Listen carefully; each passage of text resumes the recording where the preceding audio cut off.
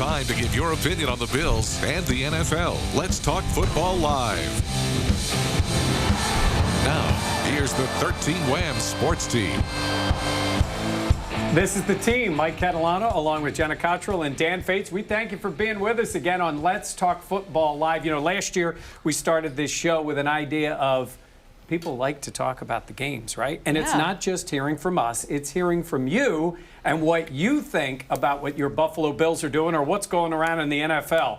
So this week, we're back again, and we're going to be talking a little bit about confidence. Confidence. And we're not talking just specifically the Bills being confident. Jenna, we're talking about the fans being confident. I'm already hearing people talking about being 3-0, taking on the Patriots at home. Yes, I agree. I think there's a lot of confidence, and there's a lot of reasons to be confident in terms of you got a road divisional win to start out your season. Hey, you saw Josh Allen in that fourth quarter able to put together the drive to win the game, but there were a lot of mistakes that we did see. And I know the Giants, they did not have a great week one showing, but still, quiet confidence is what I want to see. It was just such a roller coaster of excitement going into the game, quickly doused in their first two possessions, turning the ball over. The pick six, obviously, that Josh Allen threw, bouncing off Cole Beasley's knee. And then it seemed like the game was spiraling out of control at times, but it was only 6-0. Then it was just 16-0 after, again, a safety.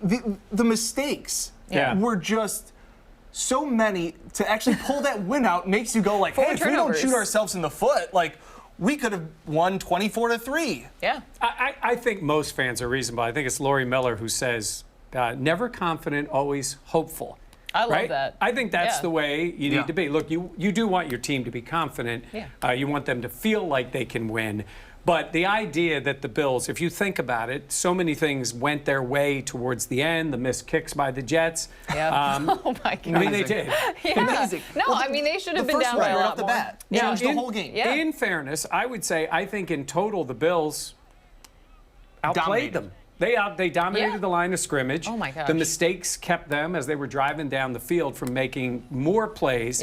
But the defense of the Bills kept them in the game. And I think if that's why you are looking for the opportunity for this team to win again, it's they made all those mistakes and the defense still kept them in the game. Absolutely. I mean, their defense was outstanding. And you saw guys, even like a guy like Trent Murphy coming off, he had the ACL injury a couple years ago last season. He was a big free agent buy-in. He didn't really have that season, but the fact that he was getting pressure on the quarterback. You had Shaq Lawson also getting pressure. You saw Ed Oliver in his NFL debut able to get those QB hits. That was impressive, and the fact that the secondary also played well. That is going to be a scary defense if they can continue to take those steps down the line. And it's just shocking because you turn the ball over 4 times in the first half, and your defense still keeps you within 6. I mean, those teams that have been -3 in the turnover battle, including allowing a touchdown on offense, were 0-18 last year. Since 2010, those teams have only won 2% of games.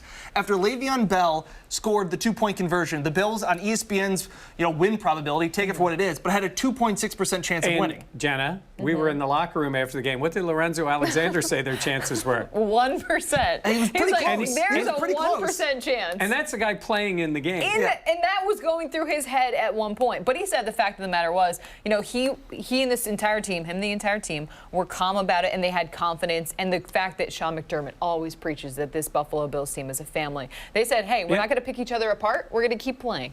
Brent Conley says this Bills team is built to win, right? And they stay humble. And I think a lot of fans want to see that in their team, right? You want to see the ability to stay humble and stay with it. Dan, on that other hand, he's leaving. He's had enough. Sean McDermott, after the game, hungry and humble. That was the message to the media. Gets those messages out there. Oh, my gosh. Speaking of the fans, I think we got a comment from the fans from earlier today, and this one comes to us by Facebook earlier. It's Liz Gillette. She says, I've been a Bills fan my whole life. I learned a long time ago, never expect anything. I just hope for the best. That is a seasoned Bills fan right there. Yeah, and I think that's reasonable. Dan, you mentioned at the beginning of the year, we are talking about a team now that does play a Giants team and then a Bengals team. So the Bills, unless something strange happens this week, they're going to be favored again this week. They're going to be favored. They're favored this week, Right. like we said, for the first time since 2017 in Miami. It's the first road game they've been favored in over a year. That was the game they beat the Dolphins to clinch the playoff spot and snap the playoff trap. This team really hasn't been favored. They weren't favored by Vegas all the way up until week 14 last year against the Lions. They were only favored in 3 games. They were all at home last year. So Vegas, the desert, starting to believe in this process that is Sean McDermott. Or do they just not believe in this Giants team? I would say I still think that this line opened up at Bills minus 2.5. Yeah. And it's bet down now to the Bills minus 1.5. But still, Bills giving points on the road is just something that hasn't happened. Yeah. Jax Pearl steps in, says number 1 pass defense, number 2 overall. Bills defense will keep them in the running. I will say that. They always say defense travels, right? That's an old saying in the NFL. We know defense isn't what it used to be in the NFL. But I'd have to say that's what proved it last week. You're on the road. That crowd was into it, certainly early in the game. And every time the Jets got a play, the Bills defense came up with a big play. And I take that back, not even necessarily a big play. It wasn't like they were getting turnovers. They didn't get a turnover till what, the last play of the game? Last play of the game. When they just threw the ball up there? Yeah. But they just play steady, smart defense. They got pressure on the quarterback. And that's what surprised me about this defense, because I feel like at times when the defense is playing so well and the offense is so inept or is causing the actual mistakes where the offense is actually putting the defense in a tough situation, I would have thought the defense gets fed up, but you guys were in there in the locker room. We saw the sound bites of Shaq Lawson being like, we knew we were going to come back and win. These guys just saying, hey, we were just going to keep plugging away at it, because at times in years past, this defense would force turnovers. In years past, they'd force 3 or 4 turnovers, and they would still lose games. And the defense would say, we have to start scoring. Like, we have to start picking the ball off, and we've got to run it in. And it's like, wait, no, that's not your job. No. So it's crazy to see how this defense did enough and the offense was good enough down the stretch to win them the game. I think that's what's different about this team, though, is that they're so patient with one another. Maybe that's because of the culture that Sean McDermott and Brandon Beane are trying to build. But I think, the resounding talking to guys in the locker room was, we were calm. And I think they always talked about that stemming from Josh Allen. Well, we're going to talk about Josh Allen in a minute, but I found that to be really interesting. You know, when Josh Allen was a rookie, I think the thought is, okay, guys, we got a rookie quarterback. Yeah. And believe us, you saw it. He played like a rookie. When he had bad stretches, he played like a rookie. As much as, he made those mistakes in this game with the turnovers, I didn't think they were rookie mistakes. I thought, honestly, the worst plays he made were ones that he didn't get burned by. 2 dropped interceptions and 1 called back by a penalty. I thought those were the worst decisions that he made. The turnovers themselves, you got to protect the ball better. The one was deflected. Cole Beasley's got to catch the ball. But what impressed me was the responses we got from the players on how they have confidence in him. Yeah, they truly do. And I think that's what you need to see. Lee Smith was talking about it in the locker room yesterday, just saying that Josh is different. Hey, he said, direct quote, he might act like a 8-year-old off of the field, but when it is Sundays, it's different to him. And I think you need to be a player like that to have that impact. Josh Allen has played 12 games, has 4 fourth-quarter comebacks. Wow. Just the fact of, if the defense, like we said, can just keep them alive. And I thought this would be the one thing that at times I thought the offense would hold the Bills back. The defense is going to be good enough to keep you in a lot of games, but the offense, for this team to make playoffs and to make a deep run, is going to need to make plays and win games. At times, we always joked around with Tyrod Taylor, the other guys, like, oh, well, he won't lose you a game, but he wouldn't win you one. Josh Allen has proven that he can win you a couple games, and that when there are going to be games when the defense is going to get beat. They're going to give up 30 points. Can Josh Allen and this offense score 33? Like, that's what they're going to need to do if they want to win 9 or 10 games. Yeah. And they checked off a big box last week. Yeah. All right. Well, let's talk a little bit about the way the Giants look at Josh Allen. I guess it's bulletin board material, right? Yeah. Story today was that this quote was up on all the screens at One Bills Drive. And the quote comes from an interview with the head coach of the Giants, Pat Shurmur. Now, Pat Shurmur's been with the Giants a few years. He was asked about Josh Allen coming out of college in the draft, the way they looked at him as a player. And, well, this is what's causing the controversy. We thought he was a big, strong thrower, a guy that, had a chance to be a starter in the NFL. And he has been for them. And I think he's made steady improvements. Very strong arm guy. and it appears like he's helped them win some big games already. And just like any young player, you see, where he'll make mistakes and then correct them. Okay. He's true. He's right. Yeah. Right. I mean, now look, I know teams like to grab onto something. Josh Allen is a starter in the NFL with the Bills. He said he could be. Yeah. Right, Right, that was the comment. That was coming out of the draft. I do not find any of this to be. I guess Kim Jones from NFL Network had came back with another question and said, that's a little I don't even think she used the word negative, but basically saying that's a low bar. Correct. Because it could be a starter. Well, there were teams that didn't like Josh Allen that much coming out. Now he has become There were a Bills starter. fans that didn't like a Josh lot of Allen. them. Right, coming into it. So I don't think this is the kind of thing that causes. But the Bills are, if the Bills are putting it up on the screens in the locker room. Textbook McDermott. I was going to say, I think they're trying to cling on to whatever they can. I think they want to make sure that the confidence level does not get too high. Well, Tony's making a good point here. Tony Lapari says it's difficult to win 2 games on the road in a row. It's going to be tougher than many people think. So you're looking for something? Are you looking to grab a hold of something here? Especially coming off the dichotomy of the two teams, where the Bills had a big emotional come-from-behind win. The Giants get kicked in the teeth. They've also now just lost Sterling Shepard, who's out for a concussion. So there are a lot of question marks for the Giants, and I think Sean McDermott, with his process, doesn't want to let the Bills get ahead of themselves. Yeah. And well, I think at times they, every team can, just with Lorenzo in that locker room and other vets that have been through this, seem to keep this in check. So tell everybody what Lorenzo said yesterday. No, I mean, I asked the comment of it, you can't afford to have a letdown loss in week 2 coming off all the emotion of a comeback win in week 1. And he said, look, we're in Buffalo. Like, we play in Western New York. We know that the national media talks down on us. So how are we expected to not think of the Giants as being a better team than they are? Maybe they don't get the respect nationally, but the guys from Buffalo know exactly how that feels, and that doesn't mean that they're not talented. Sean McDermott had glowing things to say about Eli Manning. Oh, my goodness. You would have thought you that turn Eli, on that tape. I'm like, whoa, you're really rolling He has been on. impressive in preseason and in week 1. Don't look at anything else. Eli's impressive. He's as in the good. preseason. He's playing as good as he's ever played. Yeah, that is a direct quote. That's not my words. Those are Sean McDermott's words. that's a direct He's quote. trying to do everything he can to still think and tell his team that they're not good enough, which is fine. That works for some people. I'm just agree. saying. I mean, that's his bread and butter. Yes, and most coaches will do that. Look, Eli is part of the issue because obviously he hasn't played great football. Right. And this guy did. I don't know if you've ever spoken to a Giants fan. I said to Jenna yesterday that within 30 seconds of the conversation, if you say anything about Eli, they will say he's won 2 Super Bowls. Yes. And he has. Yeah. That's a fact. And That is. I am not taking those away from him. There were 2 great runs, and I'm no Giants fan, and I rooted for them in those Super Bowls. That was over a decade ago.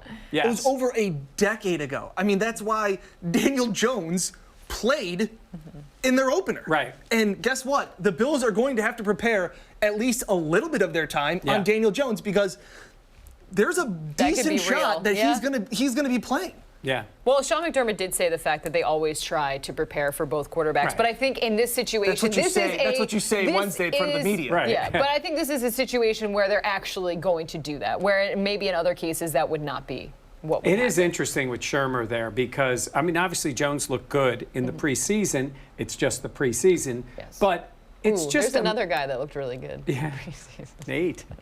But it is also, by the way, when they put up Daniel Jones's numbers, most yardage passing per play in the preseason for a rookie, and you know who was up there high for the Buffalo Bills? It was not Nate Peterman. It was Eric James Manuel. Oh, EJ. Because Wow. EJ, as a rookie, had a really good preseason. Wow. Then he got banged up, and then he came back. So it is interesting to think that could happen. It's going to happen at some point. I don't know. Does Eli get benched at home in the second game of the season, and then you just turn to the kid? Or do you say, let it go a few games? Or is this the classic Eli plays over his head and throws for 350. He's always good for that one game Like, that he's you're like, I don't know. It's like a Fitzpatrick game. Yeah, except the It's like a difference Fitzpatrick was game. he had OBJ, he had Shepard, Yeah, he has- he's got well- Evan Ingram. He's got decent players, but he does not have game breakers. He's got Barkley. But like what Tony was saying, how tough it is to win back-to-back games on the road to open a season. This is a different circumstance. It's a different year. But last year, Cincinnati beat the Colts in Week 1. Tampa Bay beat New Orleans. Carolina beat Dallas. Denver beat Seattle. Green Bay beat the Bears. All those teams that won Week 1 didn't make the playoffs. Yeah. All those teams that lost Week 1 against what are considered inferior teams all went on to win the playoffs, make the playoffs. So it's, again, it is Week 1. And I think we are getting excited about this possibility of, hey, Cincinnati next week, that could be a win. Hey, Tennessee, Miami, all of a sudden. Yeah. But I'm just saying, it is the NFL. And it's hard to win, and it's hard to win consistently. We got a funny comment from Rick. He says, how many teams are there in the NFL? Hard to know when you pander to one of them 12 months a year. The food must be good in the press box. I wouldn't know. Yeah. What is it like? What is it like? So I'll tell you this, Rick. Yes. The food's pretty good in the press box. Better in Orchard Park than it is on the road. And I'm not sure if Rick is aware, but we are right here where the Bills train and where the Bills play. So I know there's plenty of teams. Believe me, we know all about the NFL. I think we cover the NFL. The Eagles? I know that Philadelphia team. I know there are other teams in the National Football League, but when you're in Western New York, if you go to Pittsburgh, do you think they're talking about the Denver Broncos? Yeah. No, you go there. So, sorry, this is who we're going to talk about. Speaking of talking about the Bills, something came up this week about what they're going to do on offense, because the young guy is the one who took over. Let's take a little bit of a look at this guy, Devin Singletary, and how well he played in that game. He's the rookie. He came in the game. Singletary played mostly in the second half. So the question came up about Singletary and whether or not he would be the starter or Frank Gore. So let's go right here first to comments on what the fans think. This one comes from Craw Doggy. You've been waiting for me to say that. He says, fine with Gore for now. Let Singletary run some routes, come in as a change of pace, ease him into a starting role. Yeah. I think that's reasonable. I think that's the plan. I think that's the realistic plan. Yeah. We've got more comments, too, also from this. Tom Allen told us Singletary actually did start, and he's correct about that. Yeah. He was out there the first play. Correct. But the reality was they didn't run the ball to him. Yeah. And the first time they ran the ball, 18 plays. They gave it to Gore. And then it was in the second half. And I think we have one more comment today about this. Who should be the number one guy is LaShawn McCoy.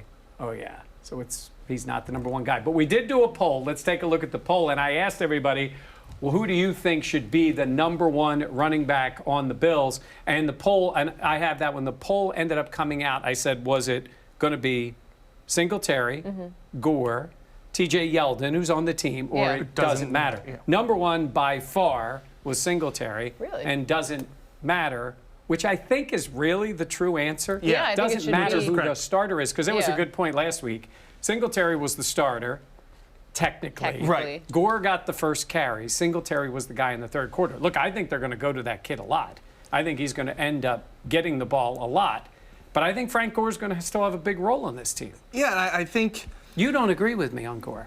I can see it. I just think he's there going against the old guy. I just think he's there. I think he's there to train. I think he's there for the mental side. I think he's there for goal line carries. I just don't think that. Sean McDermott said it best. When he came in the fourth quarter, he brought juice to the offense, and he brought life to that offense. Right. And listening to that locker room and those veteran guys. Just foam at the mouth talking about Singletary, about how excited they were and that he's impressed all the guys.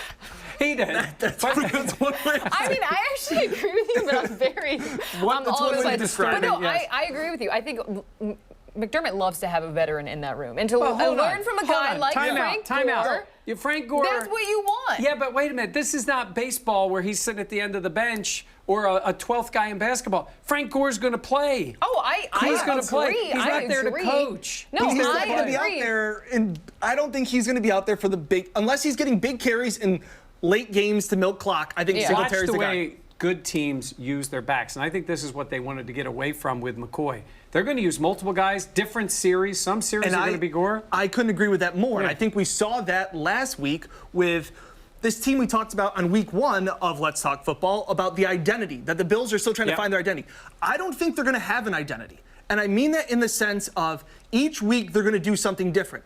They saw, Brian Dable, the Bills offensive coordinator, saw that the Jets secondary was weak, so we're going to attack it. And this week we're going to throw the ball out. They opened it with 18 straight pass plays. Yeah. 7 were straight drop back. They didn't even go play action until the 18th one. You're on to something here because the Bills have not been able to do this. And I've talked to you guys about Thurman Thomas and the way he plays and seeing a little bit of Singletary. Story time. So I started looking back at some. Tell us more.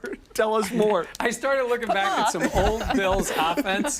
There's a little knowledge coming your way. Okay, you like And to talk. I thought in the 90s, their offense looked more like a 2019 offense than this current Bills team up to this year has looked. They spread it out. They got it to the backs. They moved with a pace. They ran no huddle. I'm thinking that was 1992, 91. They were playing like that. The recent Bills offense has played like something from the mid-'80s. Yep. They ran the ball, First down like you run, said. second down We're run, gonna run. We're third gonna down be pass this. on 3rd and 8. If they have the quarterback and the wide receivers, I think, Dan, you're onto something. I think they will say, and you know who does that? What you were saying is The New England Patriots. Patriots. And hey, where was Brian Dable from? He was with the Patriots. And it's the idea of matchups, offensively and defensively. Couldn't agree I think more. they have the flexibility on defense.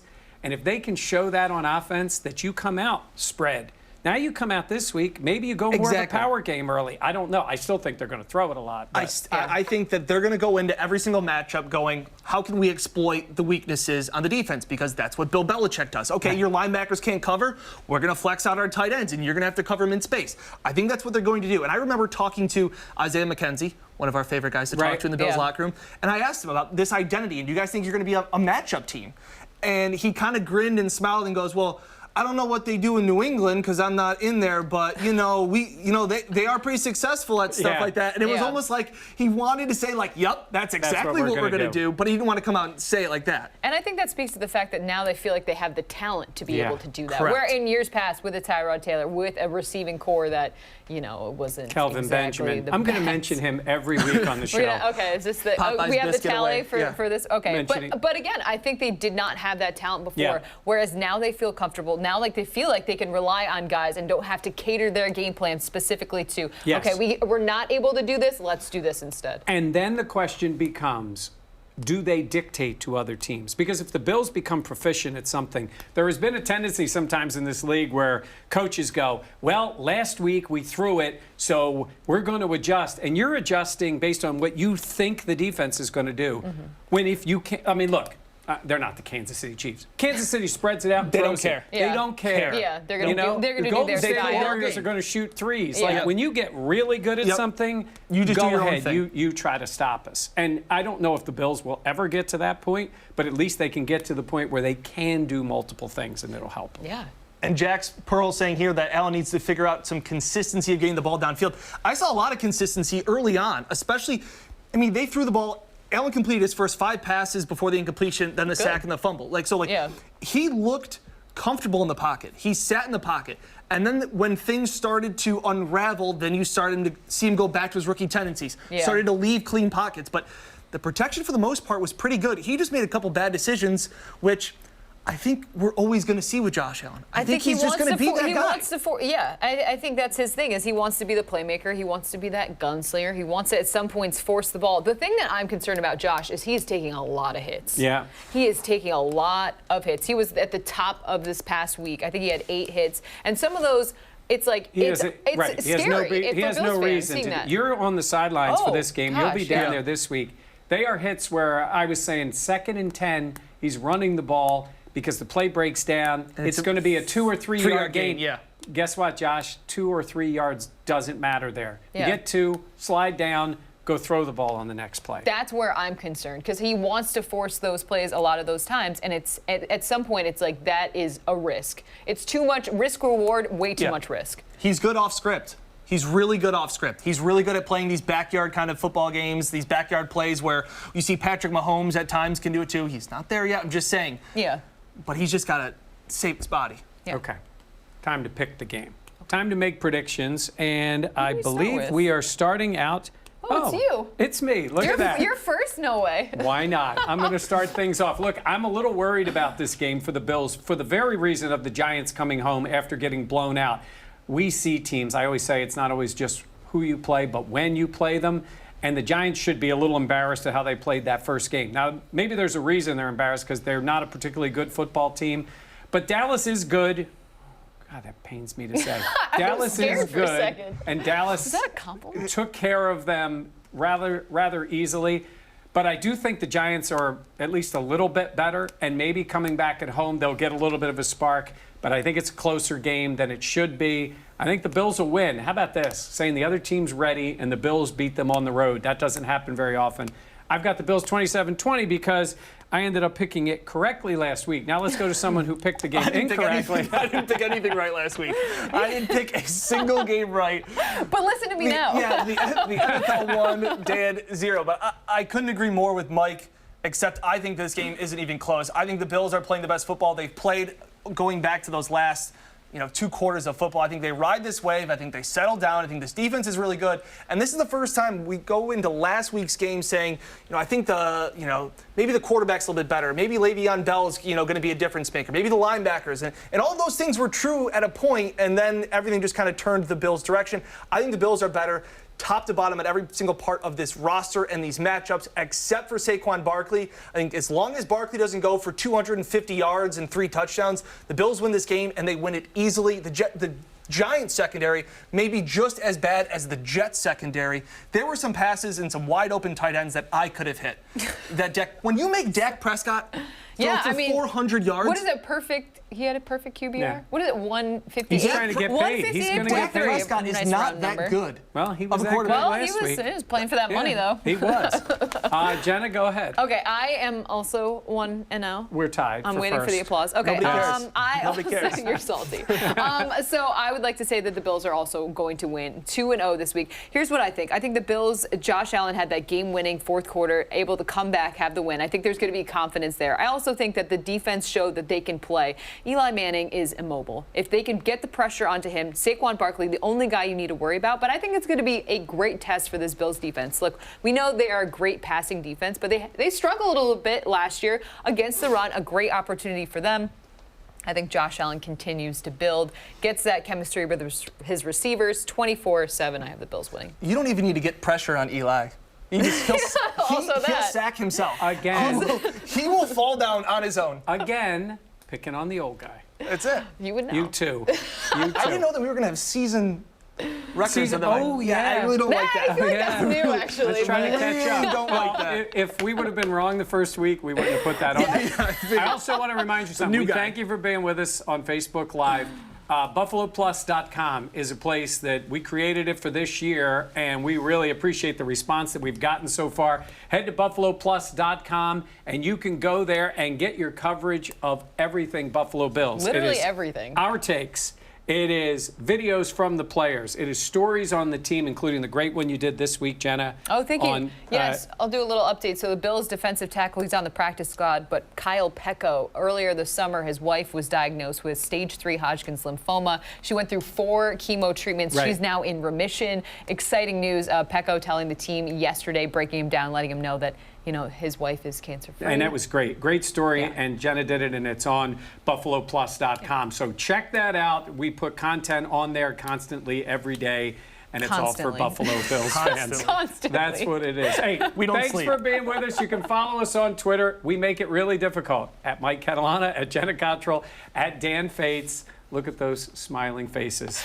That looks like an old headshot of you. Again, I'm getting beaten up. Okay, well, let's go back to it.